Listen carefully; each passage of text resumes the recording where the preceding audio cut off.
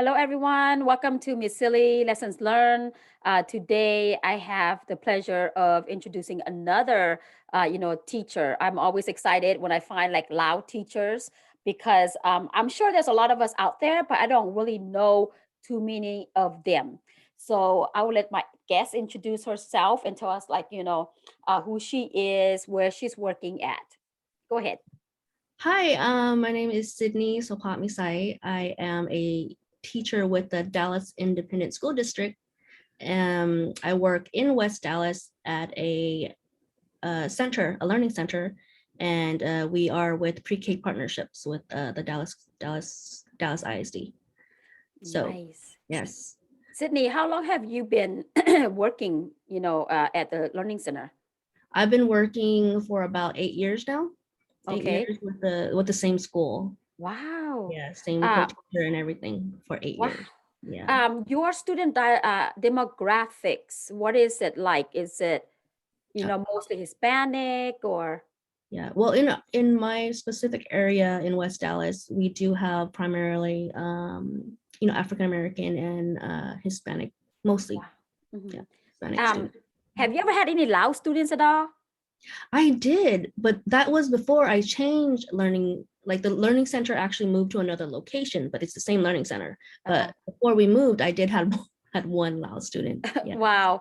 I know in my whole teaching career, I Mhm. only had one Lao student that was in Rhode Island. And that Oh, was it. It was at a charter school. yeah. So, I mean, when I see Asian students, I get really excited. Oh, whoa, wait a minute. What? You Filipino? Right. What? And especially if they're Lao, we're like, no way. Yeah, uh-huh. And Yeah. they get excited too, because they see the last name. They're like, oh, okay. Mhm. Sydney, what do your students call you?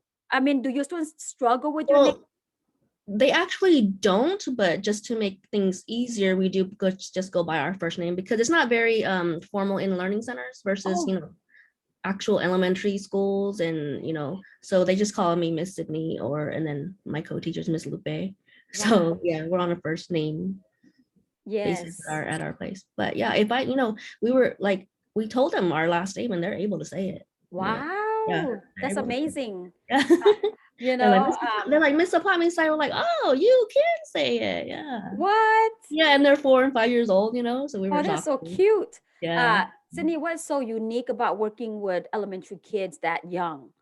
What do you think is like the most unique or special part of working with those young kids? Um, I wouldn't say unique, but there's so many different levels of intelligence, if that's if I can say, Yes, yes. because they're all 4 or 5 years old, but some are at a 3-year-old level, or some are even like ready for kindergarten already. What I Wow. mean? So there's a very large, they're very dynamic. So you Yes. have to actually look at the child as an individual and, teach according to where they're at already. Right. Yeah. Sydney, since COVID happened, has your teaching style changed, or you teaching from home? I see, are you at school, Sydney, or is this your office? No, yeah, this is my office at home Wow. because at the beginning of the school year, last year, COVID, we had to do a lot of virtual learning. So Right. my office is set up to teach at any time for when, if anybody were to catch COVID in the building, in the Mhm. classroom, we go straight to virtual learning. And so we bring all our materials and lessons home and we teach. And the students all have iPads. The district distributed iPads to all the children. And so Right. they're able to log on whenever we have to go home, like all of a sudden, because of. Yes. I love that, that you're ready. It's the same thing with, my office, because we went virtual like March, when Mhm. COVID happened. So yeah, I was like, I'm so surprised. So Yeah, I could look at her bulletin board, her little I board thing. know. I Yeah, love that.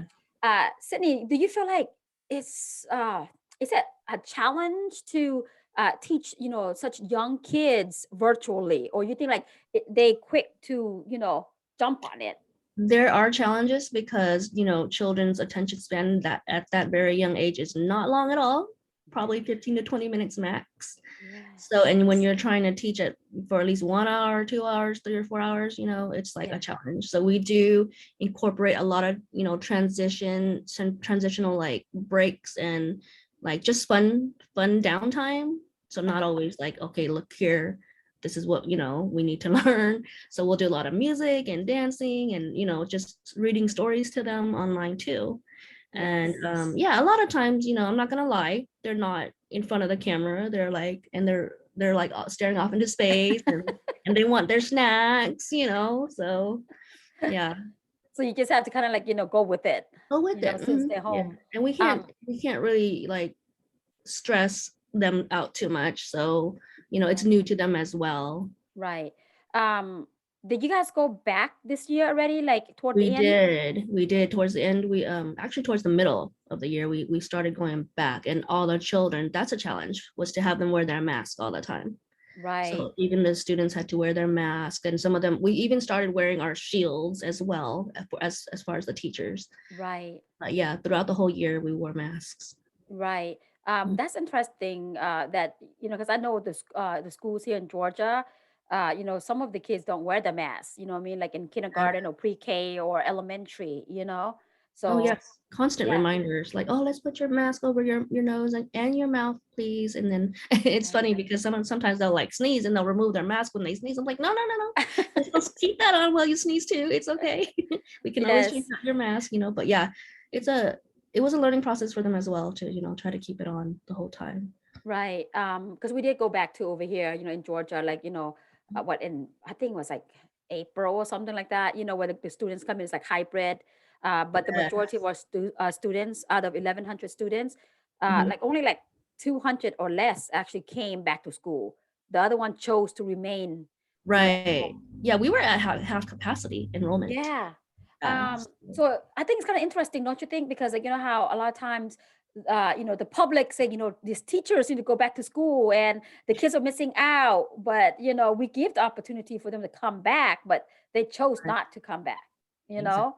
So Mhm. we talked about, I know among other teachers and we were talking about how when we go back fully in August, it's going to be interesting. How do we renorm things? They Mhm. haven't been in the classroom for so long, or they're going to Right. be able to social distance, wear their masks, Right. Actually, and we've incorporated like this past year a lot of social distancing guidelines. wow. So like we stood the 6 foot apart when we line up. Yes. We sat at separate tables, when we do our small groups, as much as we can. And Mhm. yeah, and it helped that we were at half capacity. So there weren't that many students in the classroom. Right. That's the same thing with me. It's easy to do that, but now, thinking back, like, well, thinking about how we have like 30 students per class, Mhm. and some of us have a small classroom, it's going to be very difficult, to like, Right, social distance. right, right. Did you guys have like signs on the hallway that says, We like, did. We had okay, all the social distancing signs to tell people where to go, where to stand, how far mhm. apart to be, keep your mask on, all that. Wow, yeah, that's good. We have the same thing too. Yeah. Okay, so it has changed for both of us a little bit, but how do you feel like you dealt with it? With what happened? Like, changing the way we teach. Was it I easy? think it went pretty well because Mhm. it wasn't just, applied in school. So it was like just Yes. basically in our life. We had Yes. to just, remember the social distance, remember to wear our mask.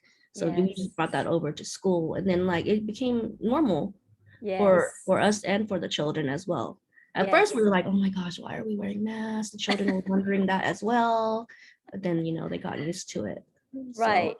That's a good point you made, yeah. Um, now the next thing I want to talk about is what inspired you to go into teaching? Did you think about doing other things besides teaching? So I always known that I love children. And so when I started my working career, I actually started working in a pediatric clinic.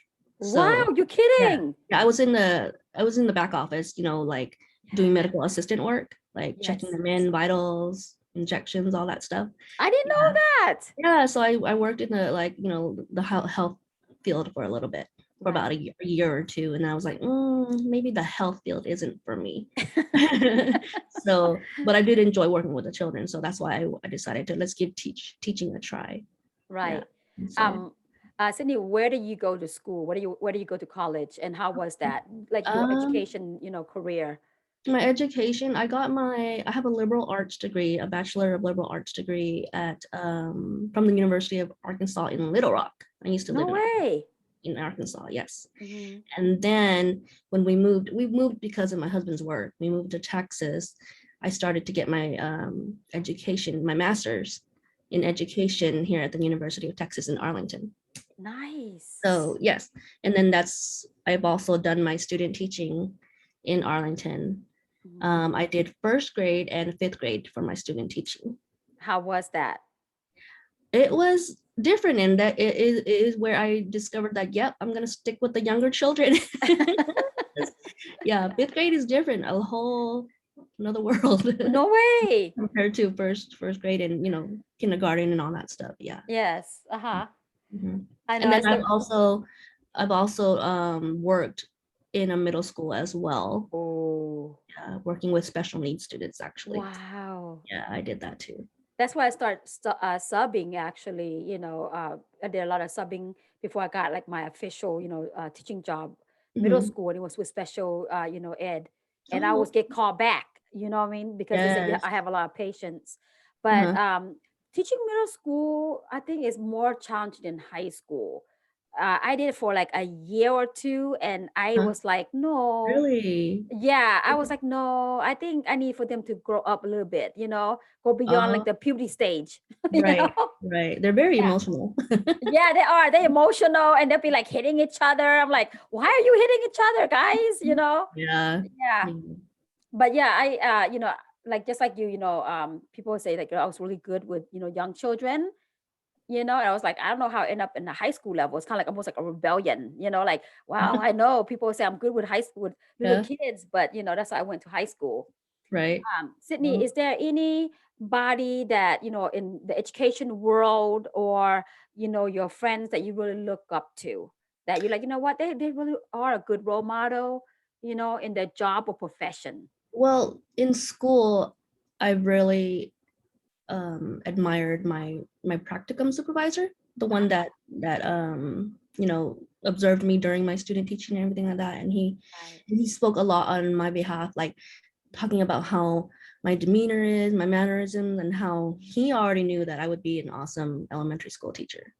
And Wow. yeah, and like just just the fact that he said that, and I was like, you know what, I think I'm Yeah. gonna give it a try, because a lot of people have told me the same thing. I'm like, oh, you guys, you're Hmm. like so sweet, and I could see how you could work with young children.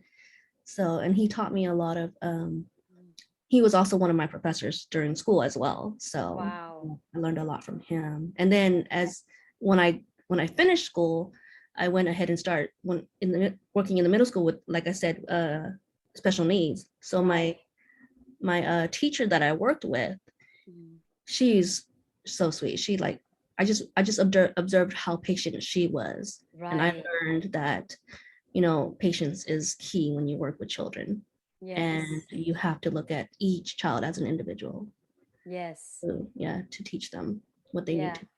I Yeah. totally agree with you. Like this, working with, special needs students, it does teach you a lot of patience, Yes. and, it's like a lot of admiration too for them, on a daily basis on what they go through, and how instrumental we are in their lives. Right. Exactly. Exactly. So mine was like I had worked with children on the spectrum, Wow. autism spectrum. So they were at so many different levels, and Mhm. like higher functioning and everything like that. So Yeah. That's amazing. Sydney, is there any other, like, are you going to stay at elementary level or is there any other education goals you have or like either other field of education what you I want to go to? I've thought about things like counseling, and maybe teaching like higher, like just like first or second grade, going higher. But right, for the most part, I'm happy where I'm at. So Yes. I think I'll be doing, pre-K for as long as I can. Um, Yes. yeah, I think That's it's well, obviously you love it if you still want to yeah, stay in there, right? yeah. I've been there here 8 years, so yeah, it's not Yes. not bad. Um, Sidni, what else do you do besides teaching? What activities do you do? What do you like to do for hobbies? You know, as teachers, we have to really take time for us, for ourselves. So what do you like to do?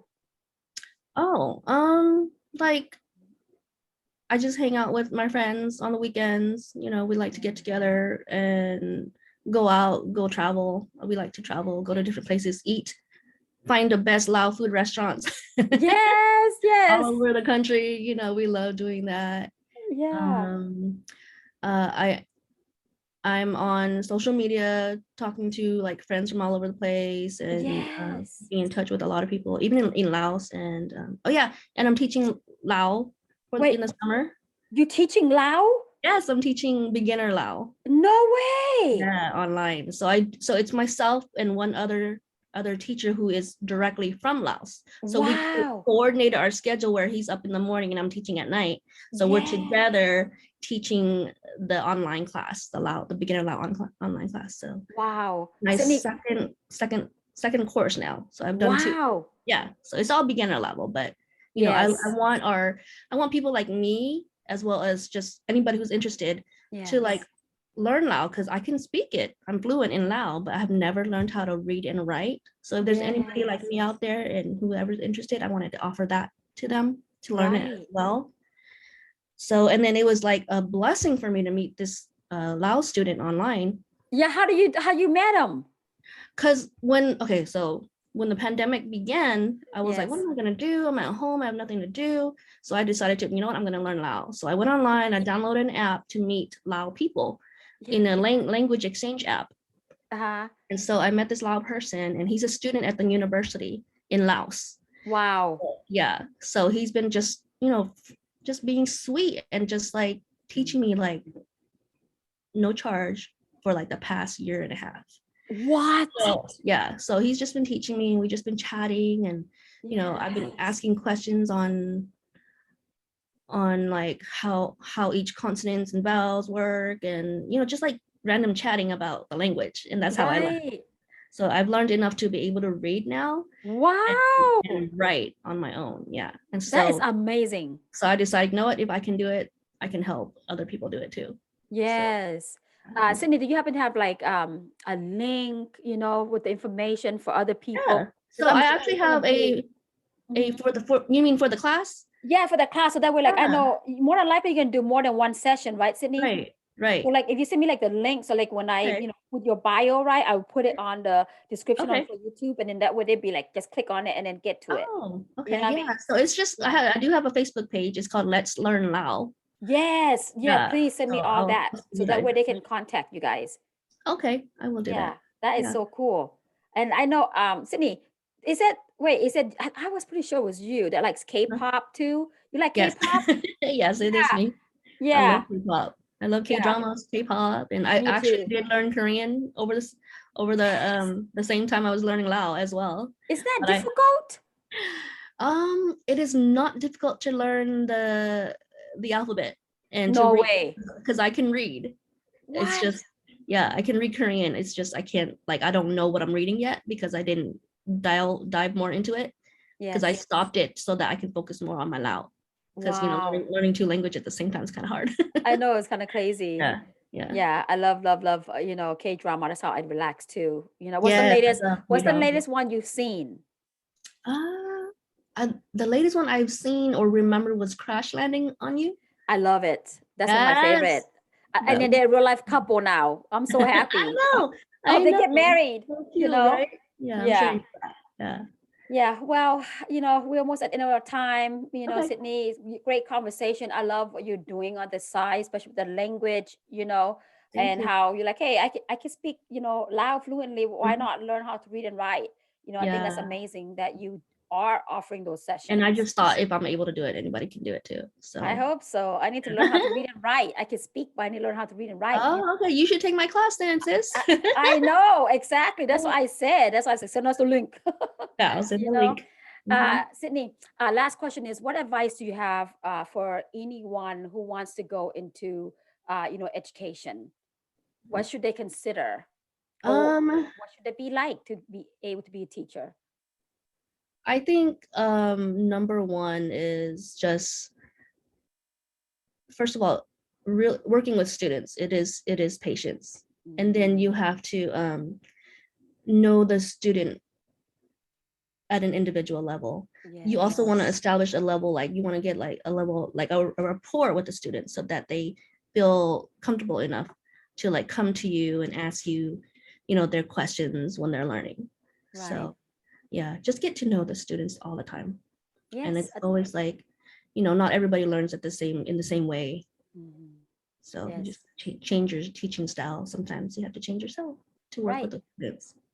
It's so Yeah. true. You have to like, go with the flow and, depend on like, each student. I think that's great advice. Yeah, Uh, I've seen this meme where there was an elephant climbing up a tree, yeah. and they were saying like